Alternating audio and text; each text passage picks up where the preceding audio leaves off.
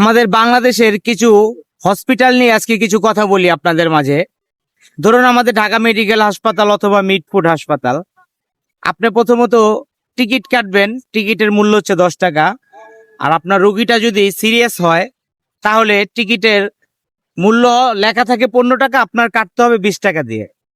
আর আপনার রোগী তো সিরিয়াস, নিতে অবশ্যই ট্রলি লাগবে, সেই ট্রলিটা আপনার ভাড়া করে নিতে হবে 100 টাকা। ট্রলি কিন্তু মেডিকেলে থাকে, মেডিকেলের নিজস্ব ট্রলি এবং বিভিন্ন সমাজ সেবা অধিদপ্তর থেকে বা সংগঠন থেকে ট্রলি মেডিকেলে ফ্রিতেই দেওয়া হয়।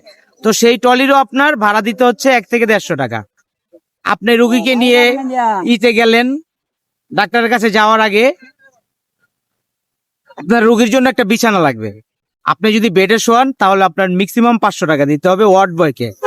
আর যদি আপনি বেডে না শোয়ান, বিছানায় শুধু মাটিতে বিছানা করে দেবে ওয়ার্ড বয় একটা তোষক দিয়ে, সেটার মূল্য দিতে হবে 300 টাকা। বেডগুলো কিন্তু সরকারি, এগুলো আপনার আমার টাকাই তৈরি, কিন্তু ওয়ার্ড বয়কে আমাদের 300 থেকে 500 টাকা দিতে হবে। যাক গেল সেই কথা।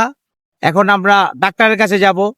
ডাক্তার যাওয়ার সাথে সাথে আপনাকে এতগুলো পরীক্ষা দেবে, প্রচুর পরিমাণ পরীক্ষা দেবে, কারণ সে তো রোগ ধরতে পারে না। সে পরীক্ষা করে তারপরে রোগ নির্ণয় করবে।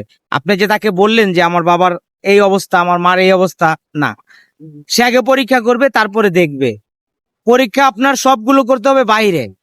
আর কোন মেডিকেলে করবেন, কোন প্রাইভেট হাসপাতালে করবেন, তাদের কাছ থেকে একটা স্লিপ তারাই দেবে, যেই মেডিকেলে যান আপনি পরীক্ষাগুলো করে রিপোর্ট নিয়ে আসেন, খুব দ্রুত রিপোর্ট দেবে।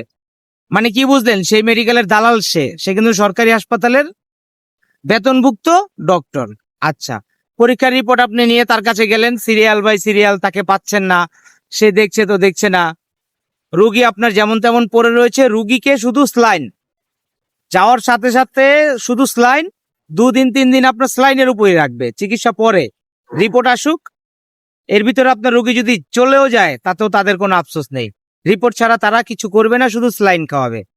আচ্ছা, রিপোর্ট আসলো, রিপোর্ট আসার পরে এখন অপারেশন করতে হবে। অপারেশন সরকারি মেডিকেলে হবে না। সরকারি মেডিকেলে যদি অপারেশন আপনি করতে যান, আপনার রোগী বাঁচবে না, প্রচুর সময় লাগবে। তাহলে আপনার প্রাইভেট হাসপাতালে পরীক্ষা করতে হবে। যাক, এই অপারেশন করতে হবে, পাঠিয়ে দিল আপনাকে প্রাইভেট হাসপাতালে।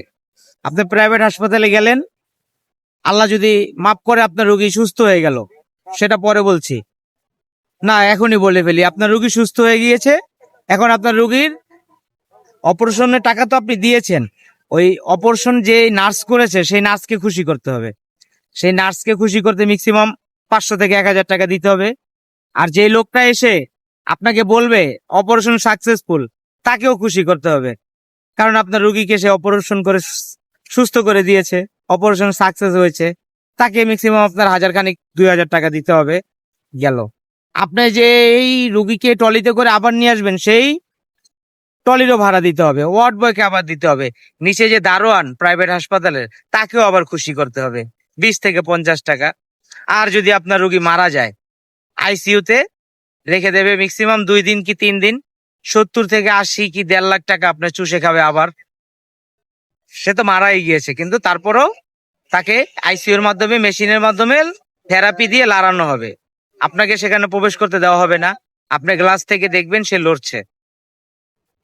আপনার থেকে সেখানে পার ডে 70,000 টাকা, প্রায় 1.5-2 লাখ টাকা সেখান থেকেও নেবে যদি মারা যায়। আর সুস্থ হয়ে গেলে এইরকম বকশিস দিতে দিতে আপনার বাসায় আসতে হবে। তো বাসায় এসে সুস্থ হয়ে আপনার যে কিডনি থাকবে, সেই কিডনি বিক্রি করে এই ঋণ দিতে হবে। এটা হচ্ছে আমাদের বাংলাদেশের স্বাস্থ্য সেবা অধিদপ্তরের আইন। আর আমাদের বাংলাদেশের আইনের তো চোখে